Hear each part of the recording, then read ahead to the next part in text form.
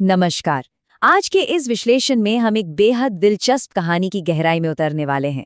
एक ऐसी कहानी जो हमें बताती है कि कैसे एक नव स्वतंत्र भारत ने शीत युद्ध की उस बेहद खतरनाक और दो ध्रुवों में बटी दुनिया के बीच अपना खुद का एक अलग रास्ता बनाया। ये सिर्फ गुटनिरपेक्षता की थ्योरी नहीं है, बल्कि भारत की एक ऐसी कूटनीति है जिसे समझना आज के दौर में भी उतना ही जरूरी है। तो चलिए बिना किसी देरी के शुरू करते हैं। तो आज की इस चर्चा का रोड मैप कुछ इस तरह रहेगा। हम शुरुआत करेंगे गुटनिरपेक्ष मार्ग के निर्माण से, फिर देखेंगे 1962 का वो कड़वा यथार्थ। इसके बाद बात होगी इंदिरा गांधी के दौर में आए व्यवहारिक बदलाव की, पड़ोसियों के साथ संतुलन की, और अंत में चर्चा करेंगे भारत की परमाणु नीति पर। तो सबसे पहले बात करते हैं हमारे पहले हिस्से की, गुटनिरपेक्ष मार्ग का निर्माण और स्वतंत्र भारत के लिए नेहरू का दृष्टिकोण। भारत की विदेश नीति की असली जड़ों को समझने के लिए हमें आज़ादी के ठीक बाद के उस दौर में जाना होगा। वो एक ऐसा समय था जब दुनिया सीधे तौर पर अमेरिका और सोवियत संघ के खेमों में बट रही थी। अक्सर लोग गुटनिरपेक्षता का मतलब बस चुपचाप किनारे बैठना या स्विट्जरलैंड जैसी तटस्थता समझ लेते हैं, लेकिन इस मिथक को तोड़ना बहुत जरूरी है। असल में ये एक बेहद एक्टिव और प्रैक्टिकल टूल था। इसका मकसद था दोनों महाशक्तियों से अपने राष्ट्रीय हित के लिए फायदा उठाना और अपनी रणनीतिक आज़ादी को बनाए रखना। जवाहरलाल नेहरू का ये कोट देखिए, आदर्शवाद ही कल का यथार्थवाद है। ये बात उनके पूरे दर्शन को एकदम सटीक तरीके से समझाती है। उनका मानना था कि अगर हम उपनिवेशवाद या नस्लवाद का विरोध करने जैसा नैतिक रुख अपनाते हैं तो ये सॉफ्ट आइडियलिज्म कल को एक बहुत बड़ी और वास्तविक जियोपॉलिटिकल पावर में बदल सकता है। अब जरा इस टाइमलाइन पर नजर डालिए। जैसे ही दक्षिण एशिया में शीत युद्ध की तपिश बढ़ने लगी, खासकर 1954 में जब पाकिस्तान सीधे अमेरिकी सैन्य गठबंधन में शामिल हो गया, तो भारत को अपनी संप्रभुता बचाने के लिए कुछ बड़ा करना था। और यहीं से 1955 के बांडुंग सम्मेलन और फिर 1961 में गुटनिरपेक्ष आंदोलन यानी नाम की औपचारिक स्थापना ने आकार लिया। अब आते हैं दूसरे हिस्से पर, 1962 का यथार्थ और आदर्शवाद की सीमाएं। यहाँ से इस पूरी कहानी में एक बहुत ही तीखा और अचानक मोड़ आता है। लगातार मिल रही कूटनीतिक सफलताओं का बुलबुला एक बहुत ही कठोर भू राजनीतिक सच्चाई से टकराकर फूटने वाला था।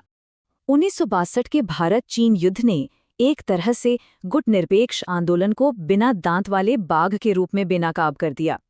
जब भारतीय सेनाएं चीनी आक्रमण के सामने भारी दबाव में थीं, तब नेहरू जी को तत्काल अपनी राष्ट्रीय रक्षा को प्राथमिकता देनी पड़ी। हालात इतने गंभीर थे कि उन्होंने सीधे अमेरिका से सैन्य हवाई मदद तक मांग ली थी। दिलचस्प बात यह है कि इस मुश्किल वक्त में बाकी गुटनिरपेक्ष देश काफी हद तक तटस्थ ही रहे। तो इस झटके का नतीजा क्या हुआ? भारत ने अपनी स्वायत्तता या आज़ादी नहीं छोड़ी, बल्कि अपनी पॉलिसी को एक नया रूप दे दिया। लक्ष्य अब सिर्फ एक गुट से दूरी बनाना नहीं था, बल्कि अपनी रक्षा जरूरतों के लिए अमेरिका और सोवियत संघ दोनों से एक साथ मदद लेना था, वो भी किसी औपचारिक सैन्य गठबंधन में बंधे बिना। इसे कहते हैं बाहरी निर्भरता का विविधीकरण।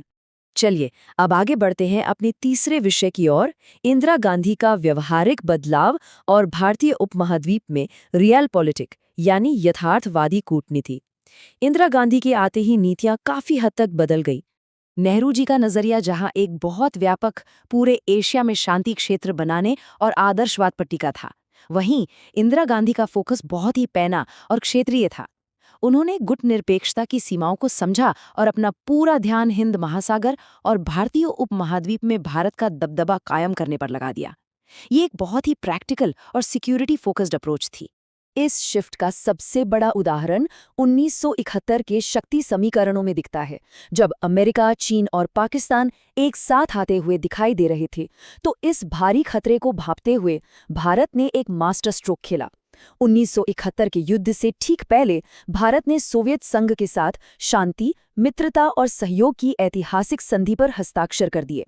ये कदम इस क्षेत्र के शक्ति संतुलन को भारत के पक्ष में बनाए रखने के लिए उठाया गया एक विशुद्ध व्यावहारिक फैसला था। और इसी से हम पहुंचते हैं हमारे चौथे बिंदु पर, पड़ोसियों के साथ संतुलन और 1979 का अफगान संकट। सोवियत संघ की तरफ भारत के इस झुकाव की एक बहुत बड़ी कीमत भी थी, जो 1979 में एकदम खुलकर सामने आ गई।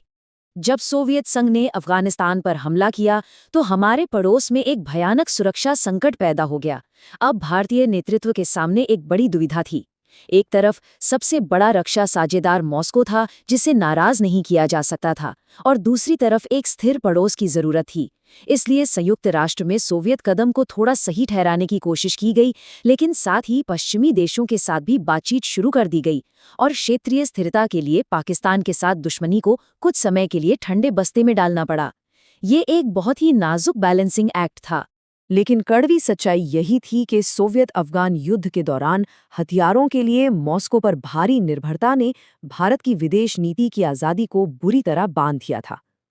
ये साफ हो गया कि जब तक आप रक्षा के लिए किसी एक महाशक्ति पर इतने ज्यादा निर्भर रहेंगे, आप कभी भी सच्ची रणनीतिक स्वायत्तता हासिल नहीं कर सकते। और यहीं से पूरी कहानी एक बहुत ही अहम चौराहे पे आके खड़ी होती है। एक बड़ा सवाल जो बार बार जहन में आता है, एक ऐसी दुनिया में जो पूरी तरह दो ध्रुवों में बंटी हो, वहां कोई गुटनिरपेक्ष देश असल में खुद को कैसे सुरक्षित रख सकता है? संपूर्ण आज़ादी आखिर मिलेगी कैसे? इसी सवाल का जवाब हमें मिलता है हमारे 5वें और आखिरी पड़ाव में, परमाणु नीति और रणनीतिक स्वायत्तता प्राप्त करना। बिना किसी सैन्य गुट में शामिल हुए खुद की रक्षा को पुख्ता करने के लिए भारतीय नेतृत्व ने एक ऐसा फैसला लिया जिसने सब कुछ बदल दिया, अपना खुद का परमाणु कार्यक्रम विकसित करना। साल 1970 ये वो साल था जब दुनिया भर में NPT यानी वैश्विक परमाणु अप्रसार संधि लागू की गई। लेकिन भारी अंतर्राष्ट्रीय दबाव के बावजूद भारत ने इस संधि पर हस्ताक्षर करने से साफ और दृढ़ता से इनकार कर दिया। भारत का तर्क बिल्कुल स्पष्ट था। NPT एक भेदभावपूर्ण व्यवस्था है जो दुनिया को परमाणु संपन्न और विपन्न देशों में बांटती है। इसके बाद 1974 का स्माइलिंग बुद्धा और 1998 में पोखरण 2 परीक्षण दुनिया के सामने भारत की ताकत का ऐलान थे। लेकिन इसके साथ ही भारत ने खुद को एक जिम्मेदार देश के रूप में पेश किया। नो फर्स्ट यूज यानी पहले हमला न करने की नीति और विश्वसनीय न्यूनतम निवारक के सिद्धांत ने सुनिश्चित किया कि हमारे हथियार सिर्फ रक्षा और क्षेत्रीय स्थिरता के लिए हैं, किसी को डराने के लिए नहीं। इन कठोर फैसलों का नतीजा क्या निकला? कुछ समय के लिए कड़े अंतर्राष्ट्रीय प्रतिबंध जरूर लगे, लेकिन अंत में वैश्विक व्यवस्था को ही अपनी रणनीति बदलनी पड़ी।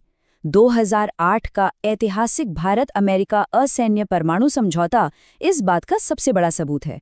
दुनिया को भारत को एक स्वतंत्र और जिम्मेदार परमाणु शक्ति के रूप में स्वीकार करना ही पड़ा। अब हम इस विश्लेषण के निष्कर्ष और इस एशियाई सदी पर आते हैं। अगर हम शीत युद्ध के दौर की इन रणनीतियों को आज के चश्मे से देखें, तो हमें भारत की मौजूदा भू राजनैतिक ताकत का असली DNA समझ में आता है। इस पूरे दौर से हमने क्या सीखा? यही कि आदर्श दुनिया की कल्पना करने के बजाय दुनिया जैसी है उसे वैसे ही स्वीकार करना चाहिए। बाहरी निर्भरता को लगातार बांटकर रखना यानी विविधीकरण बहुत जरूरी है। जो कभी एक स्थिर गुट निरपेक्षता थी, वो आज के समय में बहुगठबंधन या मल्टी अलाइनमेंट की एक बेहद डायनामिक रणनीति में बदल चुकी है। आज भारत बिना किसी एक गुट से बंधे अपने राष्ट्रीय हितों के लिए दुनिया की हर बड़ी ताकत के साथ समान रूप से जुड़ रहा है। जैसे जैसे ये एशियाई सदी आगे बढ़ रही है, एक बहुत ही दिलचस्प सवाल हमारे सामने है। शीत युद्ध के दौर की ये आक्रामक कूटनीति आने वाले समय में दुनिया की नई महाशक्तियों की आपसी टक्कर में भारत की रणनीति को कैसे आकार देगी? इस इतिहास को समझे बिना हम भविष्य में उभरने वाले वैश्विक संघर्षों में भारत के रुख का अंदाजा नहीं लगा सकते। इस विचार के साथ हम आज के इस विश्लेषण को यहीं समाप्त करते हैं। हमारे साथ इस ऐतिहासिक सफर में शामिल होने के लिए बहुत बहुत धन्यवाद।